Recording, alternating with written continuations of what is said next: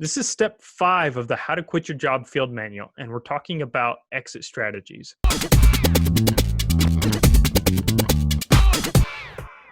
Now, if you've been following along, great, welcome back. This is going to be the next step in the series. If you haven't, if this is the first time you're coming across this series, go back and watch from the beginning at step 1. But first, be sure to go to 9to5ers.com and download the How to Quit Your Job Field Manual. And we'll walk you through step by step what you need to do to quit your job. While you're at it, click subscribe so that you can be in touch with all the resources we're bringing you to help you quit your job, say no to the 9 to 5. So in this step 5, we're trying to start to figure out what is it that I actually need to do? Where do I need to do this focus? Because we've built up all these ideas. We've learned how to filter them out. We've learned what our nugget is that we need to go after. We've done all this work. But where is it that I actually need to focus my attention? How do I determine what that is? Is it that I need to go and hit that grand slam that we were talking about? Or do I need to go hit some base hits? How do I need to do that? And what is it that I actually need to go do? Those are the exit strategies. Those are going to be the pieces that get you over that hill and on your way to actually fully stepping out of your job. And one of the first exit strategies that I want to throw out there is to find a new job now. And there's kind of some pros and cons here. So the pro would be it fixes the situation quickly. It's a new job, but I'm calling this a Band-Aid. This is not the end all. You still have the wound of living at work, but maybe this is a better situation. Maybe you got a better boss. Maybe you have better hours. Maybe the commute is shorter. Maybe the time there is more flexible. Maybe you have better benefits. If we're doing this, we're doing this only to set up part 2 and part 3 here, which Reese is going to talk about and I'll finish up with here. But we're only doing this if it helps us get around the bases quicker, because a job is still a job and you're in a better spot, but you're still in the job. And that's not what we're trying to do here. And you might have to start over with your benefits or your vacation. Plus there might be a learning curve with the culture, whatever.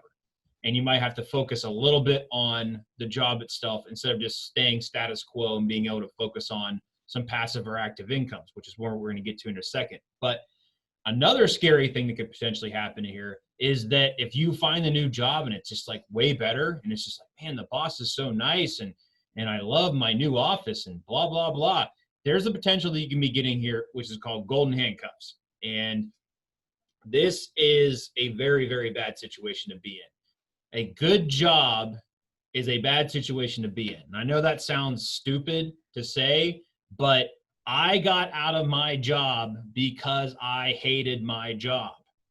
I hated my job, and that got me motivated to get out of there way faster. So please do not get comfortable in a new job. Find something that maybe has some pain to it that gets you motivated to go in the right direction and get you fired up after work. We've already talked about that in previous videos. But I'm saying find a new job potentially for maybe an increase in pay, maybe the logistical reasons, maybe networking, maybe there's something in your passive or active income that you are looking to venture down, and this new job can maybe lead to you getting out on your own. This is a strategic logistical move only. This is a step in the right direction. This is not the home plate. So Reese, talk a little bit more about the passive income here. Yeah, and I want to touch a little bit on what you just said anecdotally. Man, that sounded terrible. Anecdotally, I took a position once to be able to put me in a position where I had the time and that I needed to be able to do some of the passive income type of things that build up over time. And that's the next portion here is the passive income buildup. So that's maybe an anecdote to what Joe was just saying of like, hey, that was a strategic move to enable the other parts of what I was actually trying to do on a bigger picture. So when it comes to passive income buildup, passive income usually comes in smaller chunks. Now, that's not always. I'm not saying that. I'm just saying typically that's going to come in, hey, I bought a rental house and now I'm cash flowing another $250 a month. So that's just one bite size. That one alone, it may or may not put you over the hump of what you need to do. So maybe you need 2,500. All right, we're going to build up 10 of those $250 a month incomes over time until I hit that 2,500. So that's going to be a passive income type of buildup. And so on the pros side of this, it is going to be narrowing that gap. It's going to just give you that incremental building on top of each other. Just keep going until you reach that goal. And when you're doing that, it's kind of giving you a snowball effect because, all right, now I've got $250 more a month to pay down my debt or invest. And now, okay, now I've got another one. I've got 500 and just kind of keeps building and gives you this little exponential snowball effect with that. Depending on what you're doing with your passive income, because you don't really have a whole lot into it, it can be pretty low risk. It's not going to really put you out of, hey, I'm now in a situation that's even worse than when I started. That's typically not going to be the case when you're investing with passive income. And a lot of the time investment when it comes to passive income is upfront. There's still very little that is truly passive income, and some of it needs watching, tending, whatever. But a lot of that time investment in it is in the upfront. So as you start to build these up, the time requirement that you will have becomes less and less. But on the flip side of the passive income is that it does take time and it does typically take cash to get these going. So if you don't have time or you don't have cash, you're going to have a hard time. And then the money comes in low and slow. Like I said, those are small chunks and they come in over time. $250 a month for most people is not going to be a life-changing thing. But if you slowly build those up, $2,500 a month is going to be way different than your current situation for most people. So that's kind of the drawbacks to the passive income side of it. Active income.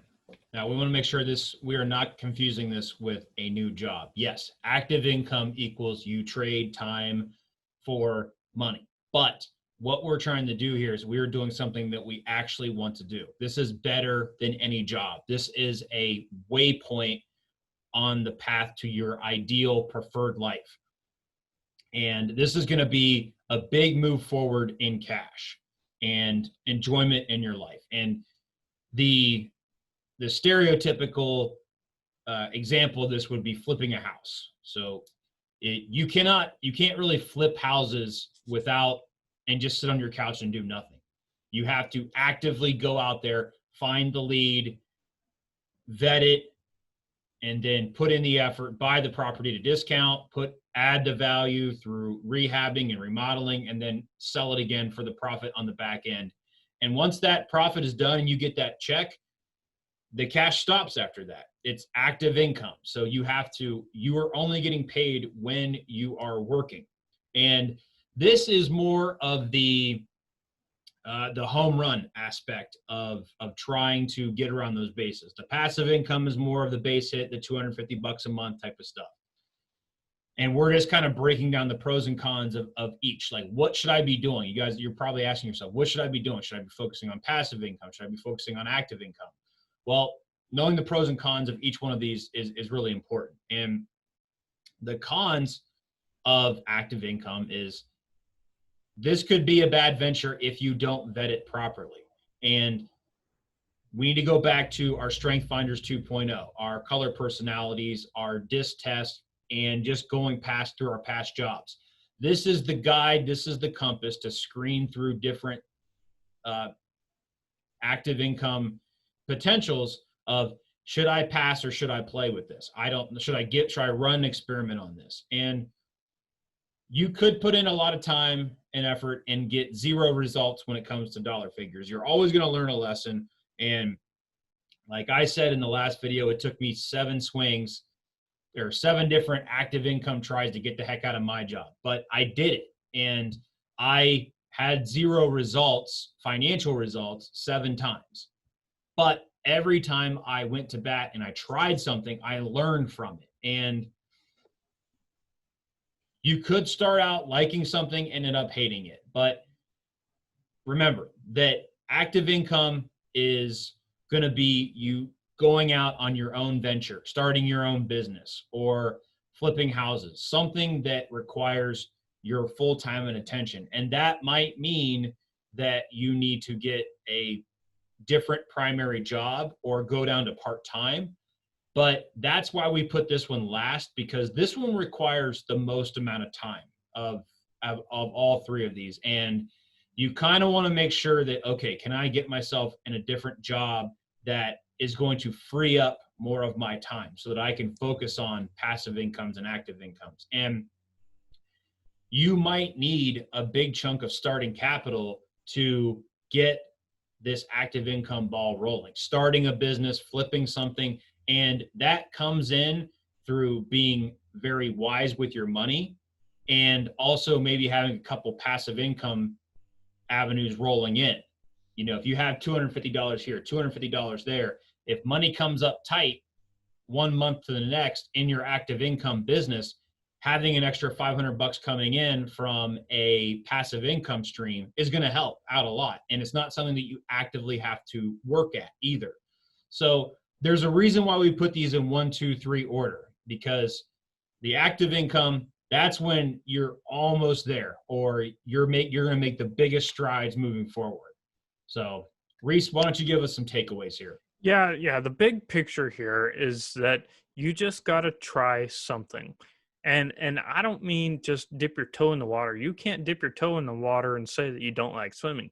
You have to jump in and try swimming before you can say, I don't like swimming.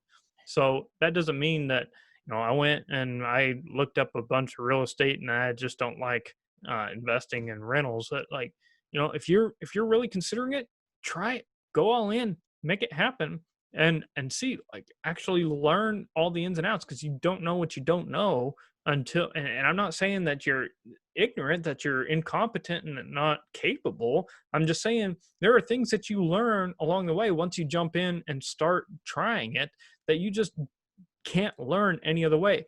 I think they call it the 40-70 rule, that you need to know at least 40% of what it is that you're trying to, of what you're trying to do, but no more than 70%, because then you're just in paralysis mode where you're not actually taking action. You're trying to learn too much.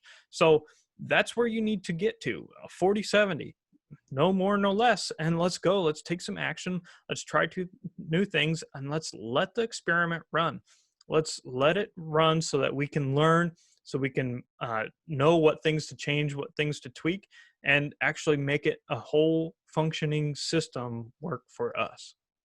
And to add to your point there, Reese, know what is the risk versus reward before you take that big leap, and mentally wrap your head around that. I mean, obviously, in that 40 to 70%, you need to do your proper due diligence, your vetting, and at some point, you're going to have to take a jump. You're going to have to risk a certain amount of money, a certain amount of time of your life to see if this is going to work out or not. And I'll tell you what, every single time that I was going through steps, that I was trying a new business or a new venture, 1 through 7, I asked myself this question, and it was, would I rather try and fail than stay here and always wonder what if? And I always tried. And I failed 7 times, but it worked out on 8. And that's the point that we're trying to make. I didn't bet the farm every single time. I made a calculated risk and I took it. And I learned from it. And that's paying for your own education. And once you get on the other side of that fence, you realize that whatever you sacrificed or whatever you did to get out of that rat race, it was worth it. Yeah. So let me know in the comments what it is that you're going to try. What is it that you're committing to jump in and try swimming at? Let me know in the comments. And when you see somebody else commenting what they're going to try, support them, root them on, cheer them on, let them know like, hey, I want you to succeed too, because they're going to be doing the same thing for you. And that's what we're all about here, is helping everybody reach the goals that they're at. So click subscribe after you've done that so that you can stay in touch with the tools and resources you need to help you quit your job.